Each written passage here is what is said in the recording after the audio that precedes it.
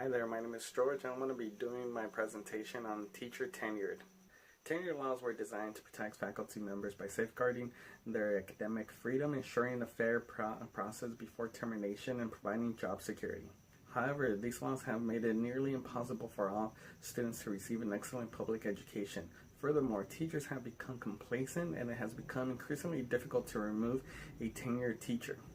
And as the gap between white students and poor minority students widen and overall scores continue to decline, nothing seems to work. Even after changing from pedagogy to one from another one, it doesn't seem that anything is really working.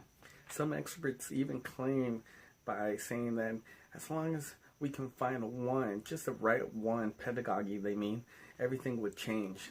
But that's not the issue. The issue is teacher tenure. Katie Haycock, who published Teaching Inequality, said that research shows that kids who have 2, 3, or 4 strong teachers in a row will eventually excel. But no matter what their background is, while kids who have even maybe 1, 2 weak teachers in a row will never recover. Currently, 42 states have a probationary period that lasts between 3 to 5 years. California has one of the shortest probation periods for teachers at only 2 years.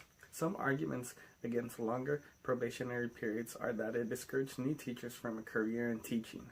Others, like Patrick O'Donnell, a Democrat from Long Beach, argue that a 4 to 5 year probation is the way to go. It saves money through lower salaries during the probationary period. Many experts and politicians agree that the best and easiest way to get rid of the tenure laws is to amend the tenured system, and that is done through legislation. In 2014, 9 California students filed a suit against California challenging the state's tenured laws by declaring that they were unconstitutional and causing students of color and low income to be disproportionately taught by ineffective teachers. Although the courts initially ruled in favor of the students, later that year an appeals court reversed the previous ruling. Supporters of a longer probationary period argued that a longer period would give administrators more time to assess the effectiveness of a teacher. 2 years is just simply not enough. So I'll give you an example. In 2006, 291 school board presidents were surveyed regarding various topics relating to a teacher tenured. The school board presidents covered about 873 school districts from K to 12 and serving about 2 million students in 110 counties. Of those 291 presidents, 60% believe that tenure laws do not promote fair evaluations. Another 51% thought that the elimination of tenure would increase student achievement, and 61% thought that the absence of tenure would create more motivated faculty. When asked what changes, if any, would they make, 61% stated that the elimination of tenure. Tenure laws protect teachers from terminations. We all know that, right? But they do little to promote the quality of the American education system. Therefore, teachers often no longer see the incentive to put in more work than the minimum and thus become complacent. The school districts encourage the use of technology and new ideas in the classroom. Complacent teachers rarely initiate them. Complacent teachers who face pressure or new challenges will tend to become negative and resistant. Tenure doesn't make it impossible to fire teachers, it does slow down the process. It is important to state that there aren't many bad teachers, and most of them are not ineffective. Most of them are great, just like yourselves. However, every district of any size has at least one. So studies show that while new teacher evaluation methods are being developed, administrators often lack the skills to correctly evaluate ineffective teachers.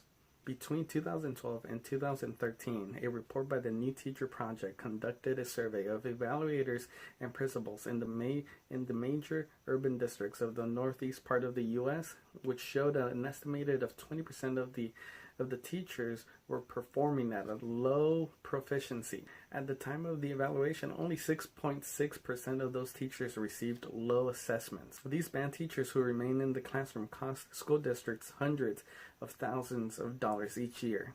School districts are required to undergo extensive documentation and a lengthy and expensive appeal process to dismiss a teacher. Out of 1,000 school districts in California with over 300 school teachers, only 667 dismissal cases were ever filed between 2003 and 2012. Of those 667 dismissal cases, only 130 made it to the hearing stage, and only 82 resulted in terminations. So you have to think about it. Out of 667, only 82 resulted in terminations. That's crazy, right? So experts agree that a modification or an entire revamp of the tenured laws are overdue. Changes to tenure law have a long way to go and will probably be under attack for many years after this. Administrators tend to give positive evaluations, hoping teachers will improve, but they rarely do. Therefore, because of legal costs, school districts prefer to keep ineffective teachers rather than pursuing a termination. You should be asking, how is this teacher effective, instead of asking why isn't or how effective is a teacher. We just need better understanding of evaluations and better training for administrators as well as our teachers in order to combat these problems. How do we fight ineffective teachers? And one way is to create a better evaluation system, longer periods to evaluate them, and that involves training. We have to train our administrators, and we have to be able to know what to look for as an administrator. Thank you again for watching my video on Teacher Tenured. I hope you enjoyed my presentation. I hope you like and subscribe also.